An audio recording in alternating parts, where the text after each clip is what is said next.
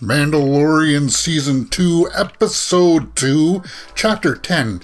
We'll call it chapters from now on, I believe. Chapter 10, The Passenger. Now, this is a 40-minute episode, and you're watching Mirror Domains. If you haven't watched one of these from me before, this is how it works. This is called a reaction and review. So what's going to happen is that I'll watch about half of it, and then I'll pause, and then, I'll give you my reaction. All of these will be linked in the time codes below, so you'll be able to just use the bar to find out and skip ahead.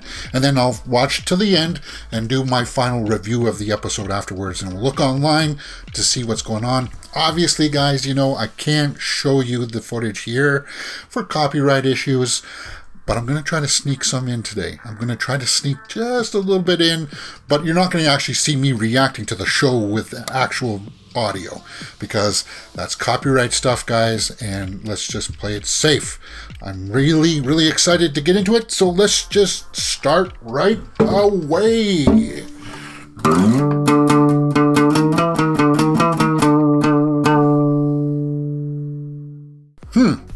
Wow.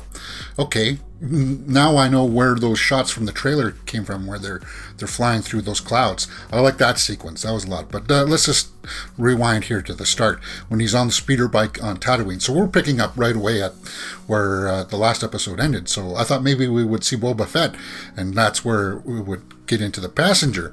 But no, he runs in with some thugs that try to kidnap Baby Yoda, because there's still that bounty out there for that. They want to get Baby Yoda, and I kind of like the nod that they gave by using that trap of the rope, because if you read the novelization of Episode 2, Attack of the Clones, I think it's in the novelization, but Klieg Lars, the father of Owen Lars, you remember that scene where they go to Tatooine and he's looking for his mother. Anakin's looking for his mother, and Klieg Lars has his leg off.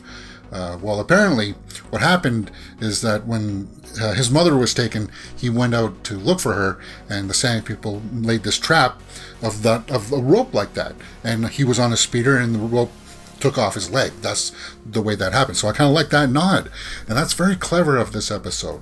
Of course, the thugs lose to Mando, obviously, because Mando's the man.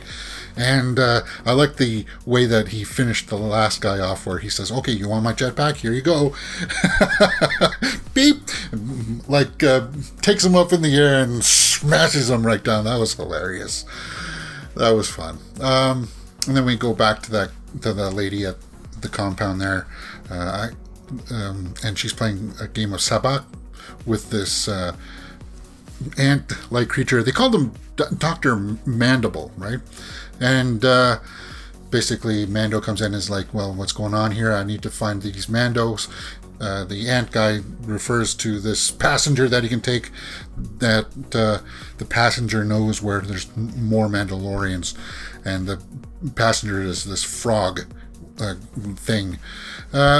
Okay, I like that. There was an interesting use of puppetry in this episode, and I respect that.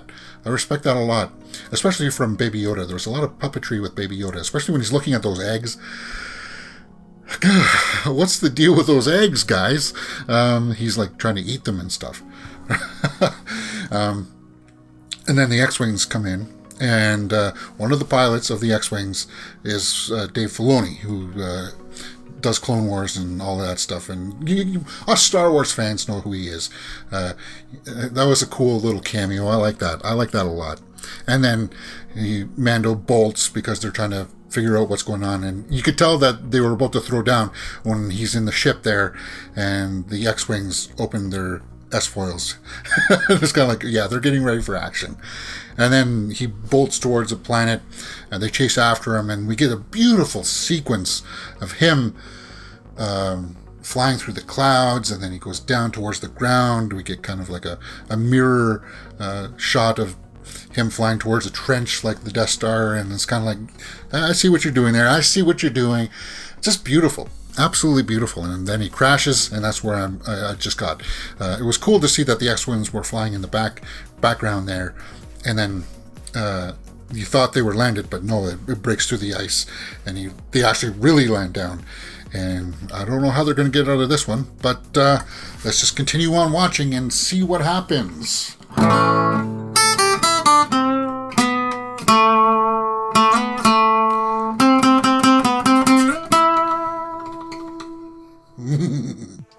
So, if you are afraid of spiders, then you're not going to like the ending of this episode, because there are some spiders, and it got me thinking of Shades of the Mist. If you've ever saw that, the ending where there's like a whole bunch of spiders, a bunch of them just crawling around like what was Baby Yoda doing, eating one of them? And it was just kind of, yeah.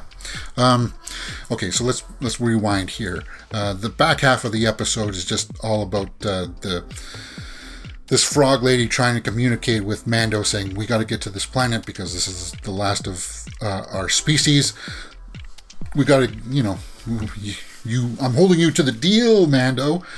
And so he's like, okay. He goes out and repairs the ship, and then Baby Yoda is kind of like trying to point to him. Very, very cute as Baby Yoda is. And they're kind of like, well, where did she go? And you can see that he's using his mask to see the footsteps, and that was cool. I like that. She's in the spring. I don't know what she was doing. Rejuvenating. I'm sure that it must be hard for her to breathe or whatever, right? Because she needs to be in water, and she's got the eggs there. And Baby Yoda tries to eat the eggs again. What's going on with that? Is that funny? I thought maybe for a second that he was eating them so he can keep them safe, and then they will then be able to go into hyperdrive or into light speed or whatever. But Baby Yoda goes off and eats the spider egg, and then they all burst out, and that's pretty much the remaining parts of the episode of them running away. The X-Wing pilots come back and save them. Just when everything looked so dire, they're trapped inside the cockpit, and the X-Wing people come back and save them. They talk. They say, okay, we recognize you from that prison breakout scene from season 1. You caught 3 of them, which is good. We're going to look the other way on this one. And I like that. I like that interaction a lot, because they're saying the New Republic is being formed right now, and some things are, it's just in trying times. And I like that, because they're talking about the universe in the state of it, and it gives us clues as to what's going on. And because this is obviously between Return of the Jedi and The Force Awakens. And so far, this is by far superior to anything that the sequel trilogy ever did. Now, let's talk about some of the things that people won't like about this episode. I think most people will say this is a throwaway episode. Not much happens, and I can't disagree with them.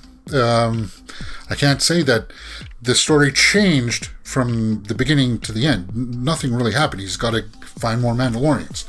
Just this little thing happened on the side where he picked up a passenger with some eggs. There's a little bit of compassion there from him, as we always know, and Baby Yoda eats them. Nothing really much changed. In hindsight, this is one of the ones where I'll be kind of like, you can sort of skip this episode. Not to say that it's not worth watching. It's totally worth watching. It's enjoyable. It's enjoyable, guys. But I would say that overall, this one, I feel like some people are really going to say, no, this was just a throwaway, blah, blah, blah, blah, blah, blah.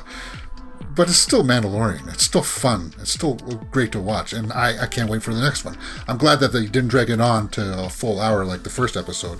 But I got no problem with this episode. Let me know what you thought about it in the comments below. And are you looking forward to episode 3? As you know, guys, this is all part of a playlist that you can find up in the cards, description, and comment section below. And let's talk some Mandalorian. Episode 3. Give it to me!